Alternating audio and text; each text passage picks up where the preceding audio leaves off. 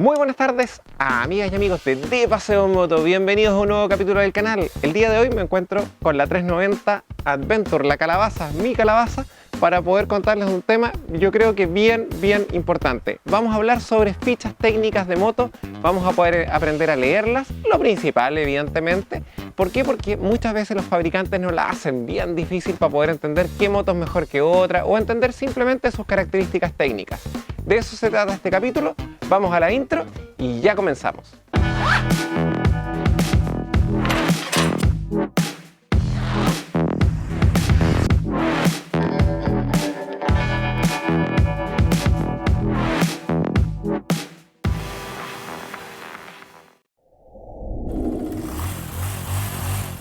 El primer parámetro con el que vamos a comenzar esto de las especificaciones técnicas es el torque o par, que en muchos países se conoce de esa forma.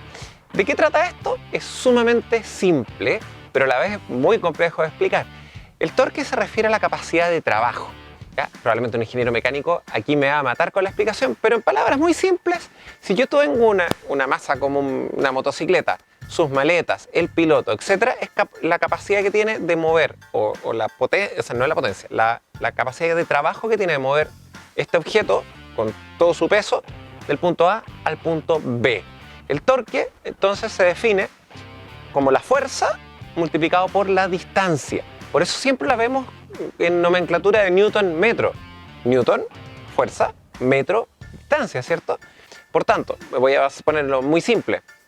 Cuando vemos un vehículo de carga, lo que más nos vamos a preocupar es el torque. Cuando vemos un vehículo de velocidad, no nos vamos a preocupar quizás tanto del torque, va a ser importante, pero no es lo más relevante como en un vehículo de carga porque necesitamos generar esa tracción, esa fuerza. En una moto trail, en el caso nuestro, ¿cierto? Que nos gusta el trail, esa capacidad es sumamente relevante para poder sacar la moto, por ejemplo, en una cuesta compleja con un piloto pesadito, no es mi caso, pero podría hacerlo con maletas, etc. Por eso es tan relevante el torque. Estaba editando el video y me acabo de percatar que me faltó algo súper relevante. El torque también viene descrito en las fichas técnicas con un @RPM. ¿A qué revolución por minuto vas a encontrar ese torque máximo o esa capacidad de trabajo? ¿Cierto? Ya dijimos, es la capacidad de trabajo. Por tanto, es súper relevante a qué RPM te lo entrega. Si es a baja RPM, probablemente vas a tener un vehículo que te va a empujar muy fuerte en la salida. Si es a alta RPM, probablemente vas a tener un vehículo que cuando vayas arriba, como una moto DR, ¡pum!, te dispare. Esa es la diferencia. ¿A qué RPM? Y eso está descrito en el @ en la ficha técnica. Sigamos con el video. En el caso de la KTM 390, tiene un torque de 37 Nm, que es un torque bastante adecuado. Así también la G650 GS que yo tuve anteriormente tenía un torque de 60 Nm, prácticamente el doble. Y se nota muchísimo finalmente en la muñeca, sobre todo en esas salidas en primera, en segunda, cuando necesitas arrastrar la moto, cuando estás de repente en la arena, te salva ese mayor torque, y más aún si ese torque está en bajas revoluciones.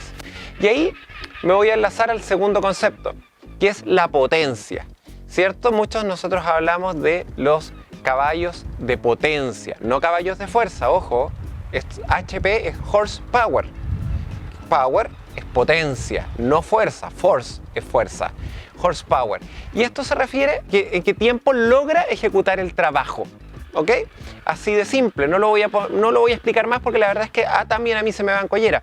Pero a mayor HP, ¿cierto? A mayor caballo de potencia, ¿cierto? Más rápido voy a generar el trabajo. Voy a poner un ejemplo muy simple. Tengo dos motocicletas que tienen el mismo torque, pero una tiene más HP que otra. Una va a andar más rápido, la que tenga más HP que la otra. Al revés, si las dos tienen los mismos HP, pero una tiene más torque, van a andar a la misma velocidad final, pero, o muy similar, obviamente características, ceteris paribus, todas las otras características, pero una va a poder arrastrar más carga y probablemente va a tener mayor salida o mayor empuje al principio. De eso trata. Sigamos con las especificaciones. Otro concepto que normalmente vemos en las fichas técnicas de las motocicletas es el sistema de refrigeración, siendo dos los principales, tres en realidad. refrigeración líquida, que es que tenga un radiador, ¿cierto? Y conductos que mantienen refrigerante dentro o alrededor del cilindro para enfriarlo, ¿cierto? Más unos electroventiladores que a cierta temperatura se activan para enfriar el agua que está en el radiador. El segundo, que es un poco más básico, que es el radiador de aceite, que es que el aceite que está adentro lubricando pase también por un radiador que usualmente no tiene un electroventilador, pero pasa por este radiador que toma aire del ambiente, ¿cierto? Que obviamente cuando vamos circulando ese aire va entrando frío y enfría este aceite que vuelve a entrar al canal de circulación. Y el tercero, que es más simple, es la refrigeración por aire. ¿Qué significa esto? Que el cilindro, la tapa del cilindro, ¿cierto? Va a tener unas ranurillas, unas ranuras que son disipadores de calor, ¿cierto? Un disipador es algo muy simple. Lo que hace es que aumenta la superficie, ¿cierto? Para que disipe ese calor en más área, y esa área tiene más posibilidad de estar contactada o tener contacto con el aire, por tanto se enfría mucho más rápido. Muchas veces van mezclados. Ahí yo he visto motos que tienen las mismas ranuras y refrigeración por aceite, ¿cierto? Por radiador de aceite y aire, o tienen radiador de líquido, ¿cierto? Más las ranuras para enfriar por aire. A mí me gusta la refrigeración por líquida porque usualmente si estás detenido, hay atochamiento, etc., va a tener mejor capacidad de refrigeración porque tiene estos electroventiladores que le van a empujar aire helado a ese radiador y va a poder enfriar el cilindro. En el caso de los radiadores por aire necesitan movimiento y ahí en una ciudad un poco congestionada se hace más complejo. Sin embargo, si tu moto es de baja cilindrada, no te preocupes, probablemente está diseñada para aquello. Usualmente las motos de baja cilindrada están hechas para la ciudad y el fabricante sabe que hay atochamientos, por lo tanto aguantan muy bien. Eso sí, a veces consumen un poquito de aceite y hay que tener ojo con eso. Estar revisando ahí el ojito de buey para que no se quede el cárter sin aceite.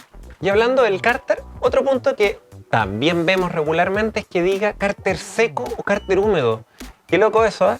¿Qué significa? Es muy simple también. Cárter seco significa que tiene un depósito para el aceite que no está en el cárter, que no está acá abajo. Y cárter húmedo, el aceite se cae por gravedad y se acumula acá abajo en la zona baja de la moto, en el cárter. Otra característica que usualmente viene descrita en la ficha técnica es el tipo de arranque. Si es un arranque electrónico, ¿cierto? O esa patada. Ya es poco usual encontrar el arranque a patada, pero muchas veces tienen, sobre todo las motos de menor cilindrada, los dos sistemas de arranque. Un arranque eléctrico, ¿cierto? Por partida por botón, y además de patada. A mí me encantaría tener ambos, pero usualmente mover a patada una moto de mayor cilindrada, 400, 650 o 1000, es casi imposible. Por tanto, solo funciona el arranque eléctrico en este tipo de motos. Muchas veces la ficha técnica también nos habla del rendimiento y la autonomía. Y estos son dos conceptos que son muy importantes. El rendimiento nos va a hablar de los kilómetros por litro o litros cada 100 kilómetros, que es la medida que usualmente se usa más en Europa, que es lo mismo, en definitiva, visto de una manera distinta. Por ejemplo, si tu moto da 25 kilómetros por litro, es lo mismo a que dé 4 litros cada 100 kilómetros, ¿cierto? Recorro 100 kilómetros con 4 litros. La autonomía tiene que ver con el rendimiento y la capacidad del estanque. Muy simple también. Si tu estanque es de 10 litros y, como dijimos, tu rendimiento es de 25 kilómetros por litro, entonces ese estanque va a tener una autonomía, o la moto va a tener una autonomía, mejor dicho, de 250 kilómetros. Importante también es identificar cuántos litros son de reserva, porque usualmente ahí nos va a titilar un aviso en el panel. Generalmente están en torno a los 4 litros y un consejo adicional, no se los consuman hasta el último concho. Si es necesario, obviamente hay que hacerlo, pero traten de ir completando antes de llegar al último litro, porque usualmente ese litro tiene impurezas, suciedades que van quedando en la parte baja del estanque y obviamente podrían taponear su filtro de benzina. Bueno, sigamos con la ficha. Otro aspecto que vamos a encontrar en la ficha técnica de la moto es información sobre los frenos. Vamos a encontrar el diámetro de cada disco, ¿cierto? Que es el tamaño del diámetro de esto, más la información de cuántos pistones tiene cada caliper. El caliper es la pinza que está acá atrás, donde aloja estos pistones, que son unos cilindros. En el caso de esta moto tiene 4, que lo que hacen es así. Voy a hacer como mis dedos, cada dedo su cilindro. Presionan, ¿cierto?, la pastilla de freno que finalmente aprieta contra el disco. Más, mejor. Así de simple. Este caso tiene 4. El trasero tiene solo 1. ¿Por qué tiene solo 1? Porque la frenada con el trasero, la verdad es que se espera que sea menor. Uno no frena una moto con el freno trasero, la controla, la dirige, pero el que frena es el de adelante. Además, las fichas técnicas contienen información sobre el ABS, si es desconectable o no es desconectable, si es de un canal o 2 canales. Adicionalmente, también indican si es que tiene ABS en curva, que significa que el ABS detecta que la moto está inclinada y por tanto maneja computarizadamente esa frenada. Y también existen otros que tienen compensación de frenado. ¿Qué significa? Eso no es del ABS, sino que es del freno, que las guías hidráulicas de las bombas de freno están conectadas, de manera que si yo freno el delantero con fuerza, el trasero también frena. Honda hoy día lo maneja en muchas de sus motos, la 1200 y la 1250 también lo tienen en BMW. Hay varias motos que lo utilizan. A mí en lo personal no me gusta tanto, pero es una medida de seguridad muy útil por lo demás. Igual, a mí no me gusta en lo personal, porque el tacto que me da no me gusta, pero probablemente es porque no estoy tan acostumbrado. Así que eso van a encontrar en la ficha técnica. Sigamos con la ficha. Otro aspecto que vamos a encontrar en la ficha técnica de la moto es la suspensión. La suspensión nos va a decir usualmente 2 cosas principales. La primera, si es que tiene marca, la marca. La segunda, son 2 aspectos técnicos que son el diámetro de la barra, ¿cierto?, y el recorrido. El diámetro de la barra, muy simple, es cuánto es la barra. ¿Y en qué nos sirve esto? Es para entender si es que la barra es más gruesa, probablemente va a ser más rígida, va a tener menos flexibilidad. Por ejemplo, cuando frenamos fuerte no vamos a sentir este traqueteo de la flexión de la barra se mueve muchísimo, ¿eh? Si uno hace una foto en cámara lenta, uno ve cómo flexiona esa barra cuando uno va muy fuerte. Y lo otro es el recorrido de la suspensión, que nos va a permitir absorber las irregularidades, ¿cierto?, del terreno. Y el otro aspecto que podemos encontrar sobre las suspensiones en la ficha técnica es las regulaciones que ellas posean. Usualmente, o en este caso, tenemos regulación de precarga y rebote. Muchas veces no hay ninguna, o solo hay, y esto es lo más común, precarga en el muelle trasero. ¿Qué significa esto?